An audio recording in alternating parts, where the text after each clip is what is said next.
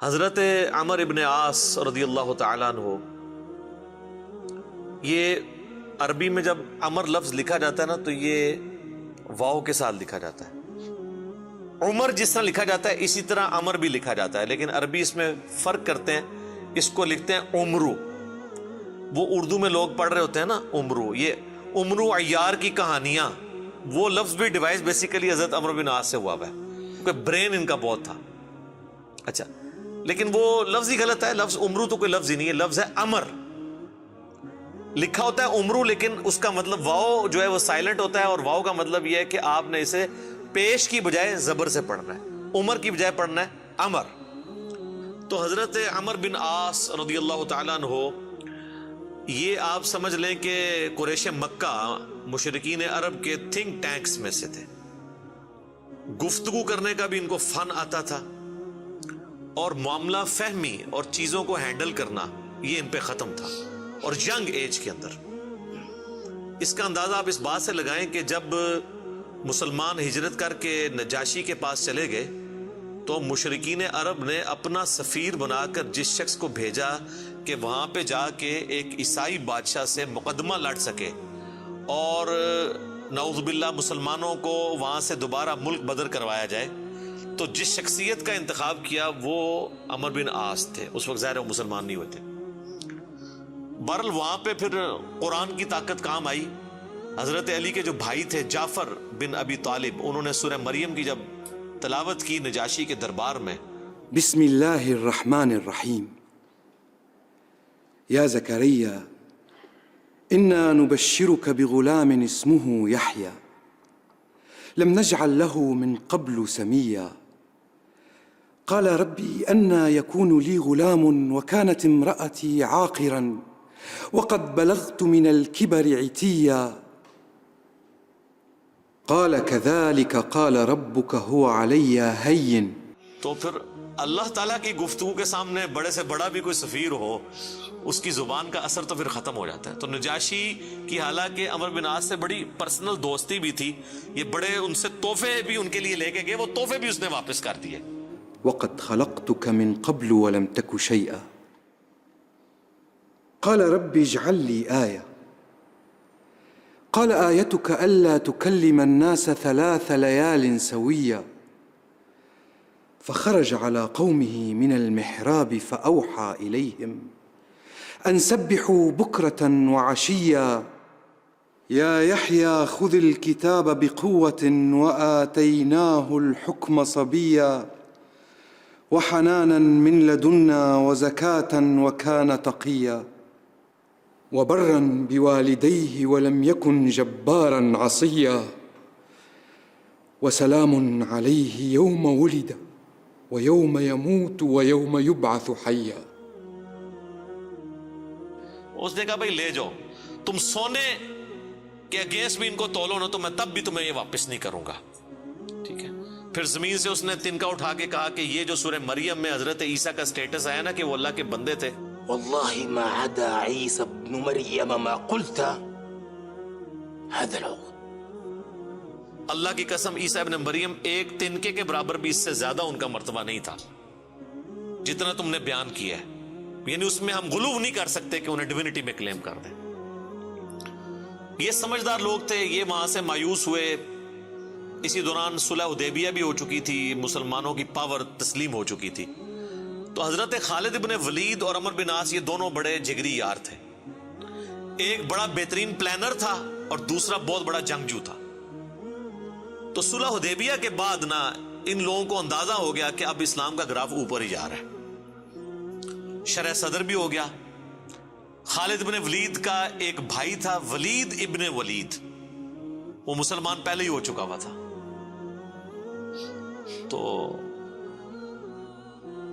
وہ بھی کچھ اثر تھا خالد بن ولید کے اوپر کہ وہ اتنا بزدل تھا، اور مسلمان ہونے کے بعد اتنا وہ طاقتور ہو گیا کہ اس نے مشرکین عرب کے قافلے لوٹنا شروع کر دیے۔ تو وہ اپنے دوستوں میں فخر کرتے تھے، حالانکہ ہے دشمن تھے لیکن کہتے تھے یار بہادر تھے، پھر نکلے نا میرا بھرا۔ یہ سارا کچھ نا عمر سیریز کے اندر انہوں نے فلمایا ہوا ہے۔ يضحكك ما حقه أن يبكيك؟ الوليد أخي الوليد ما علمت له عزما قبل اليوم. أجل والله إني لأنكر عمله وأفخر به. كيف يجتمعان؟ يجتمعان. تو حضرت عمر بن عاص جو ہیں وہ سمجھدار آدمی تھے. انہوں نے سمجھ لیا خالد بن ولید سے ملاقات ہوئی اور بائی چانس وہ حبشہ سے آ کے مدینہ شریف جا رہے تھے اسلام قبول کرنے, اور یہ مکے سے مدینے جا رہے تھے. خالد إنك والله عمرو. راستے میں ملاقات ہو رہی اور دونوں ایک دوسرے کو بتانے کے لیے تیار نہیں ہو رہے کس لیے جا رہے ہیں. لیکن پھر جب گپ شپ ہوئی تو اندازہ ہوا, تو حضرت خالد نے کہا کہ بھئی مجھے لگتا ہے کہ یہ اللہ کے پیغمبر ہیں, اللہ کی غیبی تائید ہے ان کے ساتھ. أجب أنت ما أخرجك يا أبا عبد الله.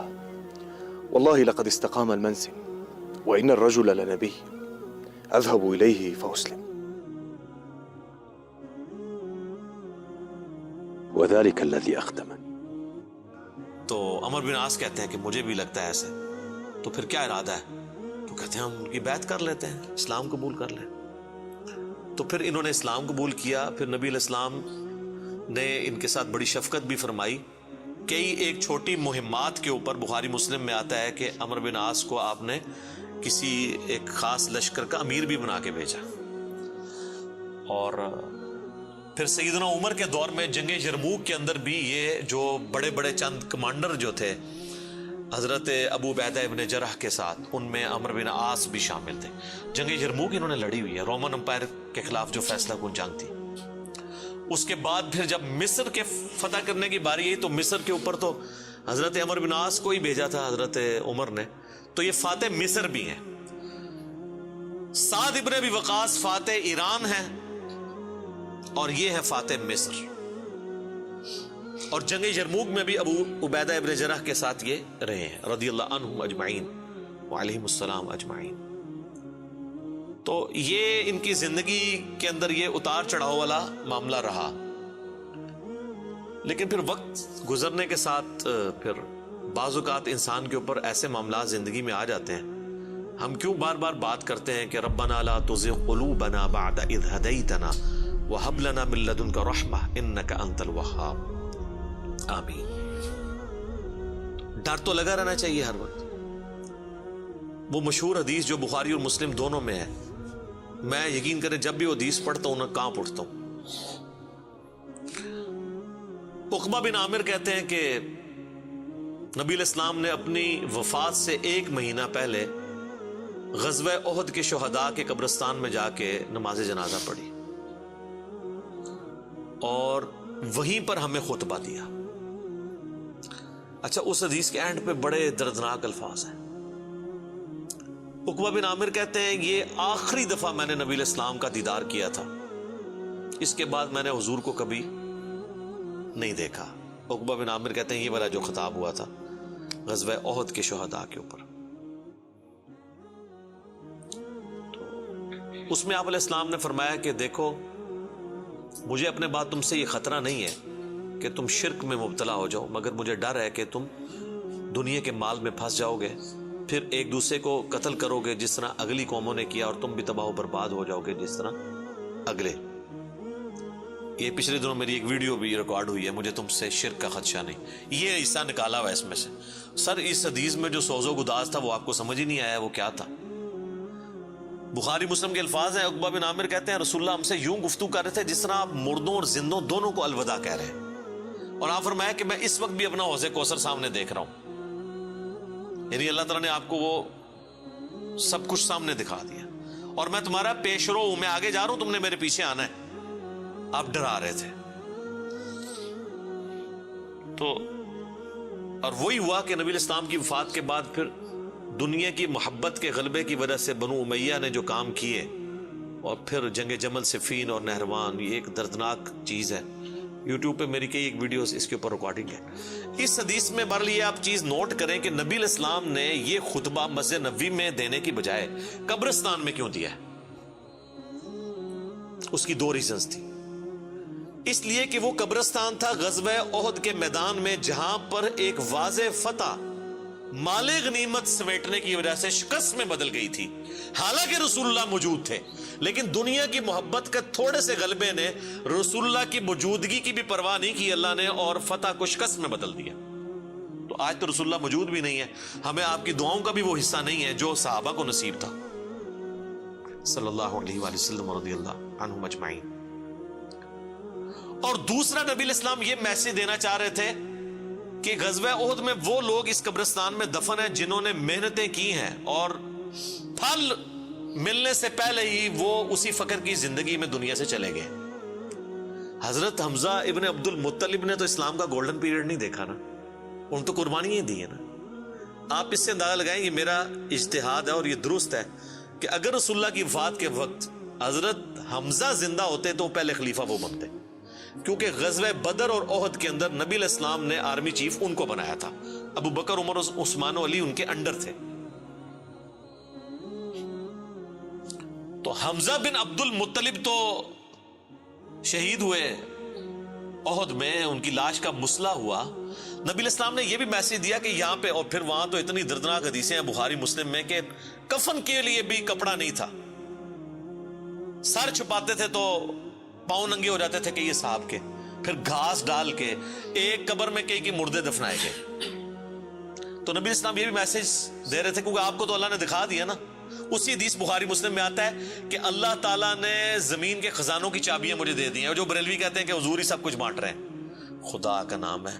اور میرے بھائی وہ بخاری مسلم میں باقی حدیث میں موجود ہے، وہ زمین کے خزانے رومن اور پرشین امپائر کے خزانے ہیں جو صحابہ نے فتح کرنے تھے، بیت المال میں آ کے جمع ہونے تھے۔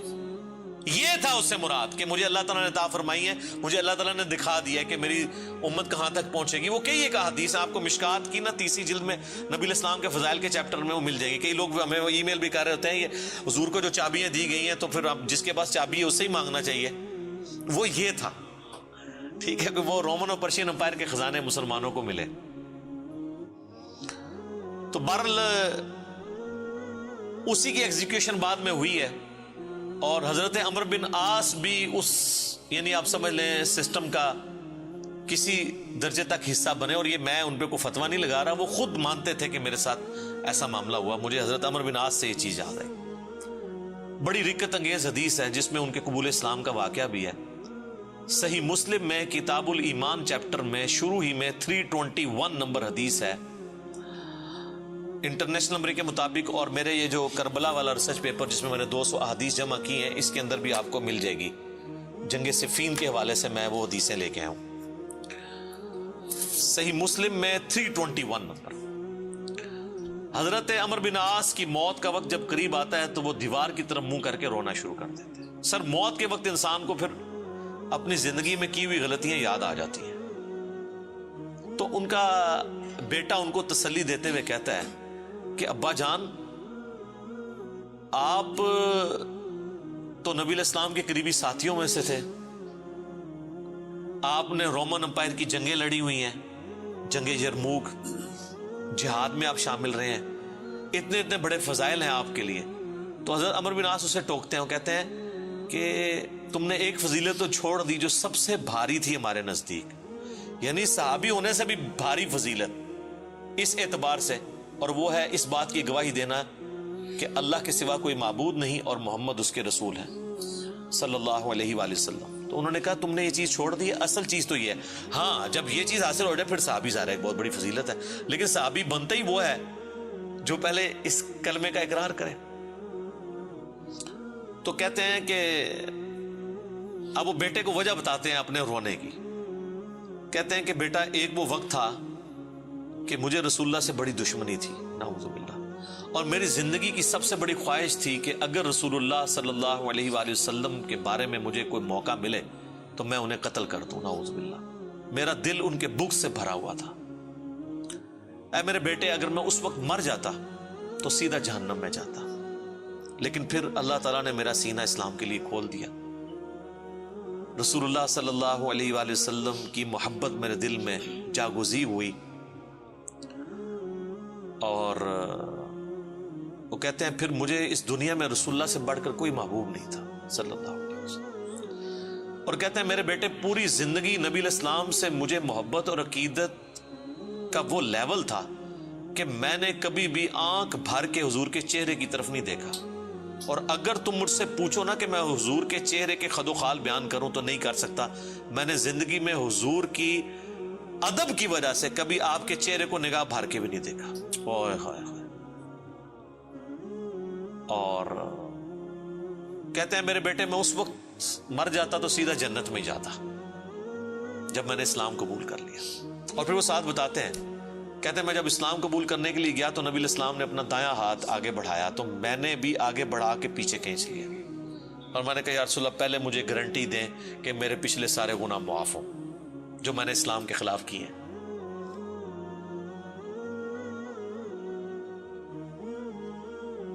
یا رسول اللہ اشہد ان لا الہ الا اللہ وانک رسول اللہ وإني أسألك مثل الذي سأل خالد فادع لنا صلی اللہ علیہ. تو نبی علیہ السلام نے فرمایا کہ اے عمر کیا تجھے نہیں پتا کہ اسلام سابقہ کے سارے گناہوں کو معاف کر دیتا ہے, مقبول حج سابقہ کے سارے گناہوں کو معاف کر دیتا ہے, اور اللہ کی راہ میں ہجرت کرنا سابقہ کے سارے گناہوں کو معاف کر دیتا ہے. حضور نے میرے گناہوں کی معافی کی گارنٹی لی, میں نے اسلام قبول کیا. اے میرے بچے اگر میں اس وقت مر جاتا تو سیدھا جنت میں جاتا. لیکن پھر میری زندگی میں ایک تیسرا وقت آیا, پھر مجھ سے وہ کچھ ہوا جو نہیں ہونا چاہیے تھا. یہ حدیث مسند احمد کے اندر بھی موجود ہے, صرف صحیح مسلم میں نہیں ہے. اس میں تو خیر اور بہت سارے الفاظ ہیں, وہ میں بعد میں وہ طریق بیان کرتا ہوں. کہتے ہیں بہرحال پھر مجھ سے جو کچھ ہوا, اب میں اللہ سے امید کرتا ہوں کہ اللہ تعالیٰ مجھے معاف کرے گا, آمین. جب میں مر جاؤں تو میری قبر کے ساتھ, میری لاش کے ساتھ, میت کے ساتھ کوئی آگ نہیں ساتھ لے کر جانی, اور نہ کوئی نوحہ کرنے والی عورت ساتھ لے کے جانی ہے. اور مجھے دفنانے کے بعد میری قبر کے اوپر پانی چھڑک دینا, جس طرح نبی علیہ السلام کی سنت ہے کہ آپ دفنانے کے بعد پانی چھڑکتے تھے. اور اس کے بعد میری قبر پہ اتنی دیر موجود رہنا جتنی دیر ایک اونٹ کو نہر کر کے اس کا گوشت تقسیم کیا جاتا ہے, یعنی کم از کم 2 گھنٹے تک, تاکہ میں اپنی قبر سے مانوس ہوں اور دیکھو میں اللہ کے بھیجے ہوئے فرشتوں کو پھر کیا جواب دیتا ہوں. یعنی اس سے حضرت عمر بن عاص نے یہ بھی عقیدہ دیا کہ اسی زمینی قبر کے اندر حساب و کتاب ہوتا ہے, لیکن اس کو کوئی دیکھ نہیں سکتا. یعنی اگر ایگزیکٹ آپ کیمرہ فٹ کر دیں تو یہ جو کیپٹن عثمانی برزخی گروپ جو لوگ کہتے ہیں نا وہ کہیں اور قبر ہوتی ہے, تو حضرت عمر بن عاص کا یہ عقیدہ نہیں تھا. یہ حدیث ان کے گلے کا کانٹا ہے, جب وہ ہم پیش کرتے ہیں وہ کہتے ہیں عمر بن عاص کا تو ذہنی توازن آخری وقت میں بگڑا ہوا تھا, وہ تو بہکی بہکی باتیں کر رہے تھے, کیونکہ ان کے لیے تو وہ جو بھی باتیں حضرت علی کی فیور میں جائیں وہ بہکی بہکی ان کو لگتی ہیں نا.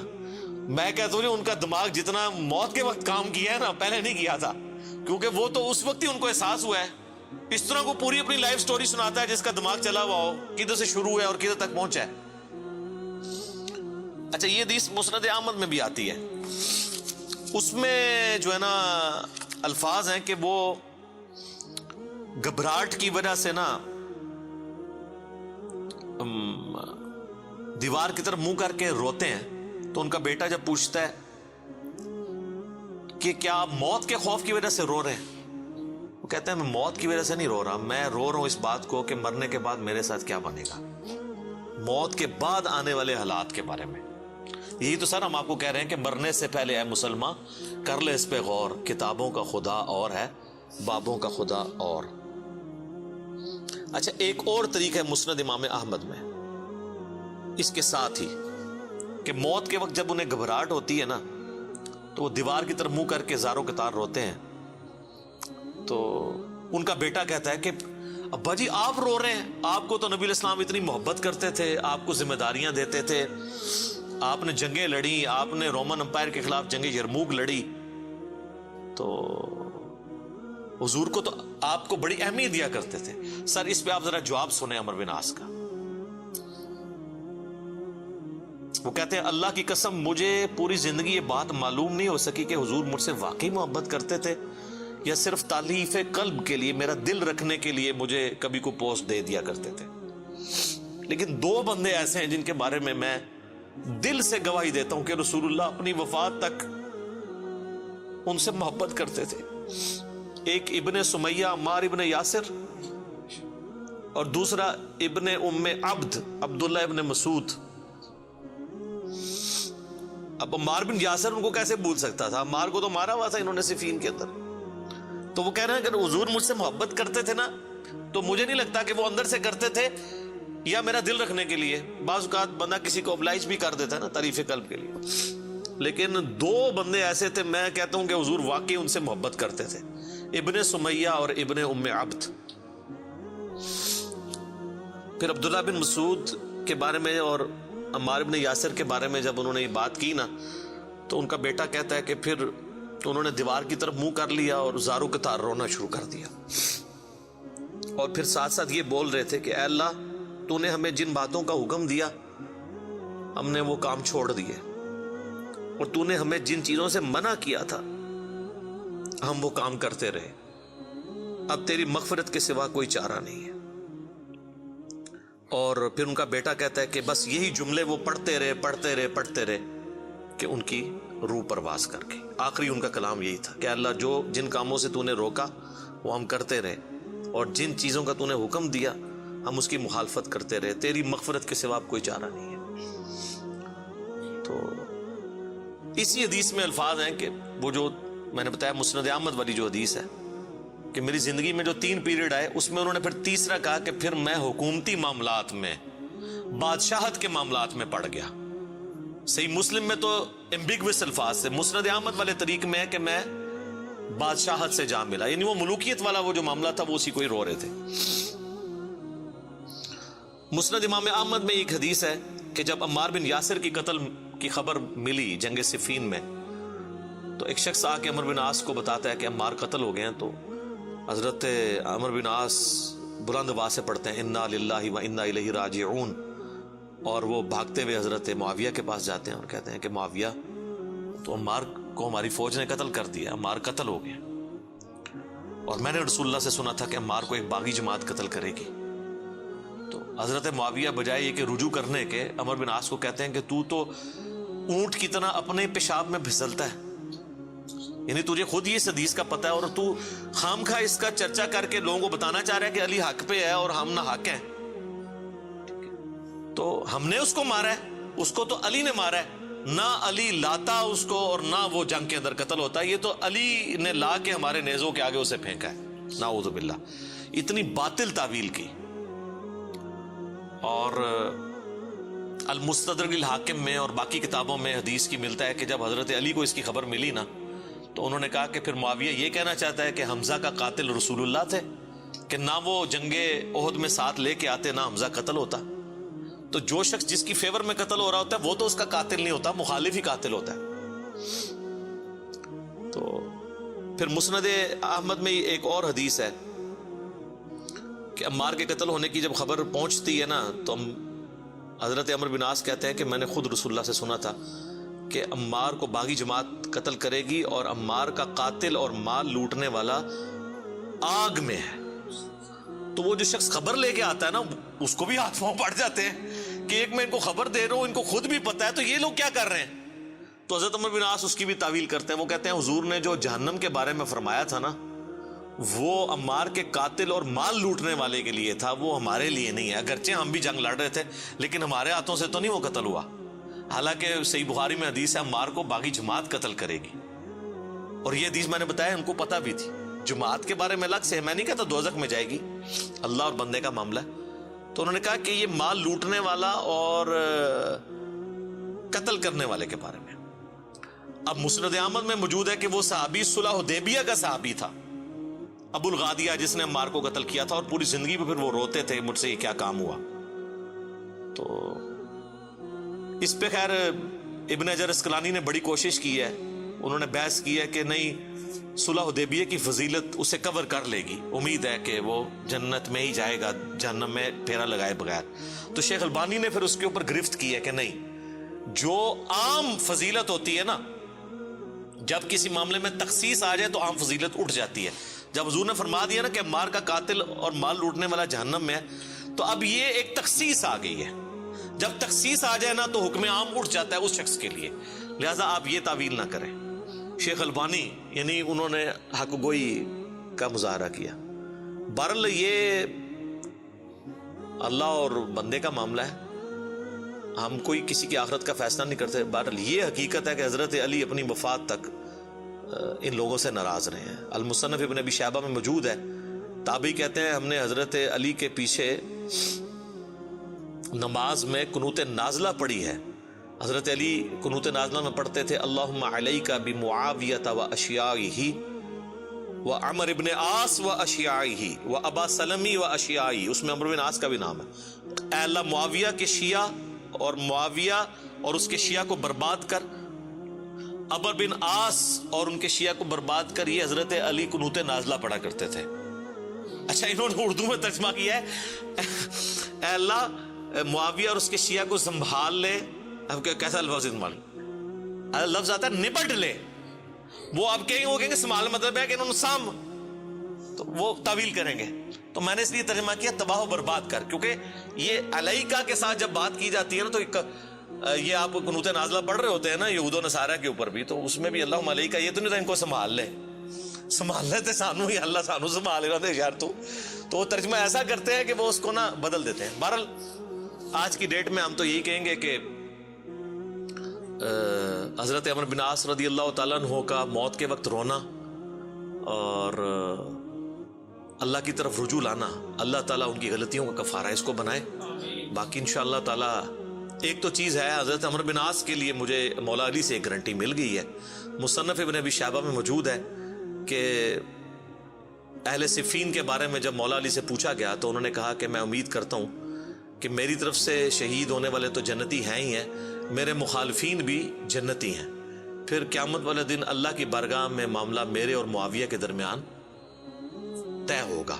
تو میرے خیال ہے حضرت عمر بن عاص کو مولا علی نے پھر قنوت نازلہ کے بعد یہ فرما کے نکال دیا، اور آپ دیکھ لیں وہ روئے بھی بہت ہیں آخری وقت میں. میں ویسے جب بھی یہ حدیث پڑھتا ہوں پھر عمر بن عاص کے لیے میرا دل نرم ہو جاتا ہے کہ انہوں نے مرنے سے پہلے اللہ کی طرف رجوع لائے ہیں رضی اللہ تعالیٰ عنہ وعلیہ السلام. اذانیں شروع ہو جاتی ہیں، بقیہ کے سوالات انشاءاللہ اذان کے وقفے کے بعد انشاءاللہ.